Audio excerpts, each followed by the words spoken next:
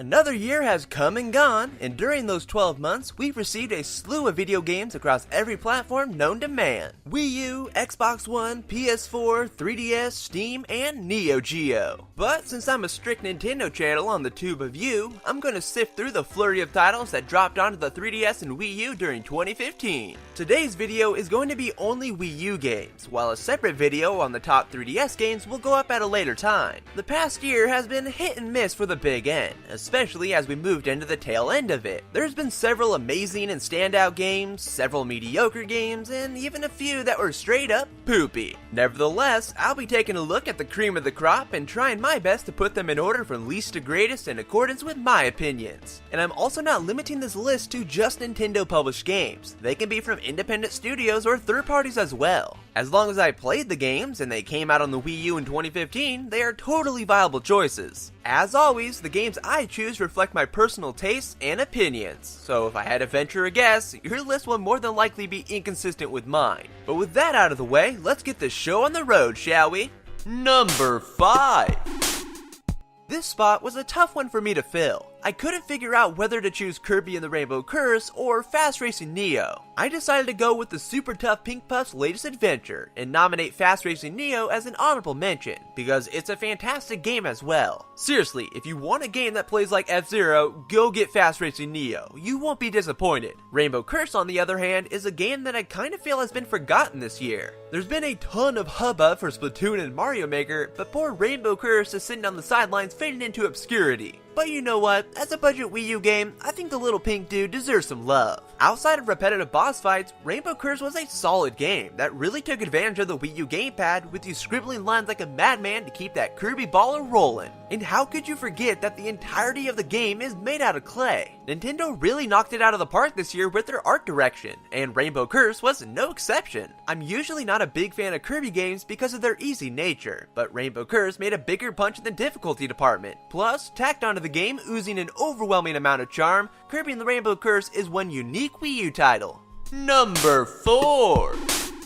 I wasn't expecting to like Super Mario Maker, and that's mainly due to the fact that it's a glorified level editor. I almost never use stage creators when they are included with video games, because I'd rather just play what the developers spent a painstaking number of hours making, and sometimes they're just overly complicated anyways. Nevertheless, Super Mario Maker surpassed my expectations when I finally sat down and put that baby in my Wii U. This is one of the easiest and most user-friendly stage makers you can find, and there's just something about making your very own Mario levels that is just oh so special. And it's great being able to go back down memory lane and build stages in the style of old school Super Mario, like Mario Bros. 3 and World. It's a concept most of us only dreamed of, but Nintendo made it a reality. Plus, with the online level sharing, there is seriously an unlimited supply of stages to play from fellow gamers all around the world, for better or for worse. It's so glorious. Centering an entire game around creating levels is pretty gutsy, but Nintendo made it work and succeeded with flying colors. Don't think I forgot about the lack of slopes though, Nintendo. Can I have some slopes? Please? Number 3!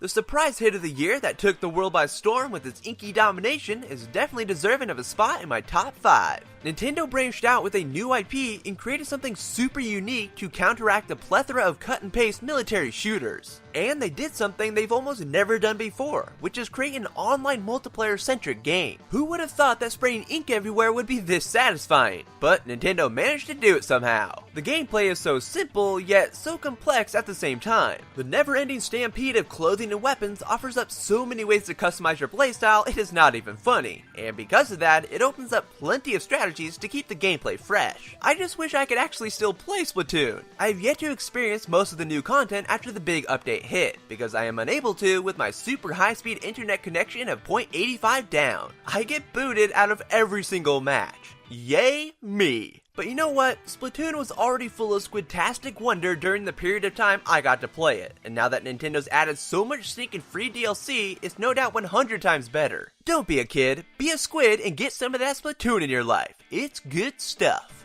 Number 2! Yoshi's already one of the cutest pieces of green flesh in the world, but what is even more adorable? Baby Yoshi, of course. What, you thought I was gonna say Yarn Yoshi? I know you thought that, don't fight me. The Yoshi series hasn't always delivered the greatest experiences in the world, but the Wii U Zone Yoshi's Woolly World delivered in spades. And not just because it had phenomenal art direction. Woolly World still plays like a tried and true Yoshi game. For example, you're still chucking objects, but it's all been infused with yarntastic goodness. Even better, you don't have to listen to Baby Mario scream at the top of his lungs.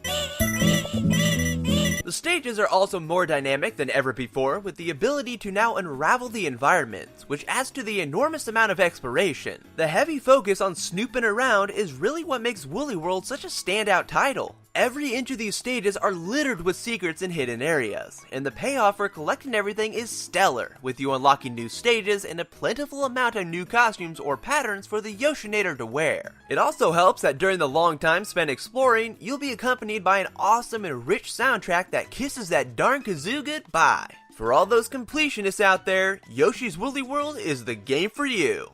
Number 1!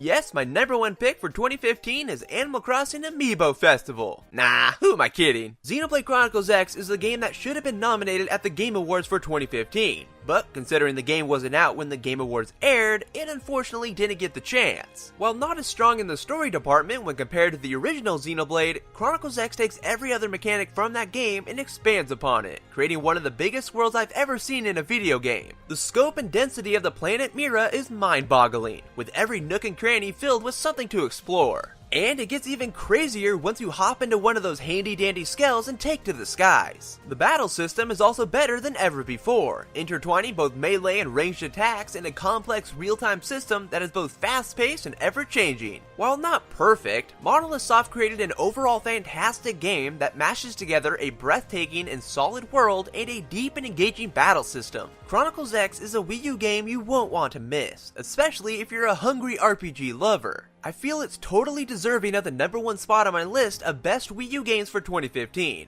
and it's most certainly the Wii U game I spent the most time playing this year. So there you have it, folks. Those are my picks for the top 5 best Wii U games of 2015. Go ahead and sound off in the comment section below with your tasty picks, and maybe, just maybe, they'll be the same as mine. If they're different, well, that just means your opinion is wrong, obviously. But stay tuned for my follow-up video on the top 5 best 3DS games of 2015, because how could I ever forget that wonderful piece of video game goodness? That will bring us to the end of this video though, and if you liked what you saw, please give this video a thumbs up, add it to your favorites, and all that good stuff. But I will talk to you all later in the next video, guys. Bye!